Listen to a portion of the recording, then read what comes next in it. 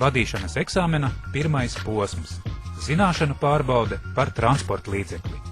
Eksāmena pirmajā posmā CSDD inspektors uzdod vienu tehnisku jautājumu. Lūdzu, ieslēdziet man tuvās gaismas, tālās gaismas, kā arī kreiso labo virzienu rādītāju. Tā. Tuvā gaisma, tālā gaisma, kreisais pagrieziens un labais. Eksāmena laikā pieļautās kļūdas atkarībā no to nozīmīguma un bīstamības pakāpes novērtē ar kļūdu uzskaites punktiem.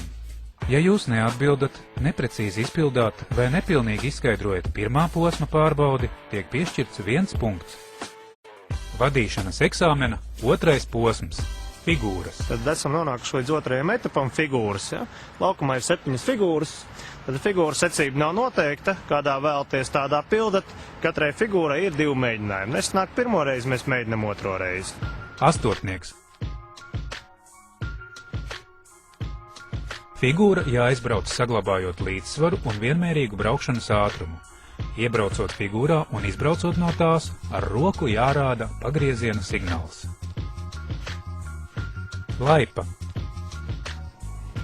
Saglabājot līdzsvaru un kontrolējot motociklu ar vienmērīgu ātrumu, jāpārbrauc pāri laipu aizvietojošam elementam. Čūska. Saglabājot līdzsvaru un kontrolējot motociklu, vispirms secīgi gar labo un gar kreiso pusi jābrauc tie figūras elementi, attālums starp kuriem ir 3 metri. Tad, braucot ar ātrumu aptuveni 30 km/h, jābrauc figūras elementi, attālums starp kuriem ir 9 metri. Izvairīšanās no šķēršļa nebremzējot. Braucot bez bremzēšanas ar ātrumu aptuveni 50 km/h, jābrauc šķērslis un jāatgriežas iepriekšējā braukšanas virzienā, neizbraucot no figūrai noteiktām robežām. Izvairīšanās no šķēršļa bremzējot. Šajā gadījumā tā pati figūra jāizbrauc pirms šķēršļa sabremzējot. Bremzēt jāsāk ne ātrāk kā 7 metrus pirms pirmā figūras elementa. Stoplīnija. Braucot ar ātrumu aptuveni 50 km/h, noteiktā vietā jāsāk bremzēt un pirms stoplīnijas pilnīgi jāaptur motocikls. Iestumšana gabarītvārtos. Saglabājot līdzsvaru, no apzīmēta sākumstāvokļa atpakaļgaitā jāiestumi motocikls gabarītvārtos.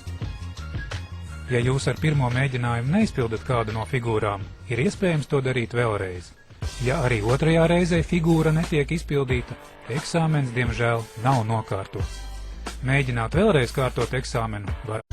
Vadīšanas eksāmena trešais posms – braukšana ceļu satiksmē. Ja, tad, ja dzirdējāt, sapratāt komandu, tad jāapmāja ar galvu apstiprinošā veidā, šādā veidā, ja? Nedzirdējāt, nesapratāt šādā veidā. Ja?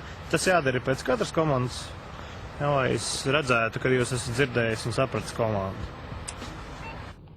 Šīs eksāmena posms ietver dažādas satiksmes intensitātes un sarežģītības pakāpes ceļus apdzīvotā vietā un ārpus tās. Eksāmens ilgst vismaz 25 minūtes.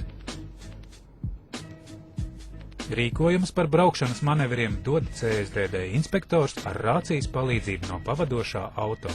Un pēc pagrieziena tuvākajā vietā apgriezīsimies braukšanai pretējā virzienā.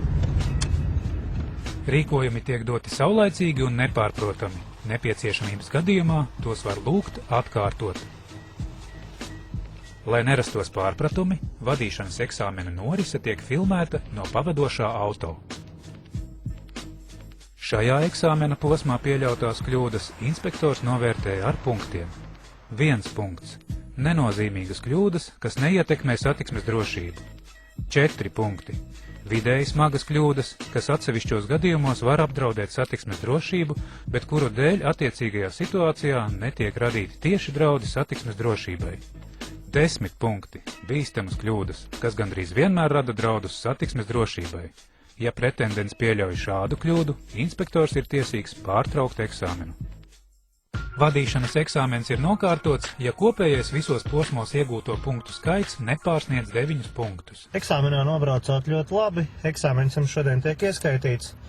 Šeit apakšā protokolā vajadzēs parakstīties un varēsiet doties pēc vadītāja apliecības.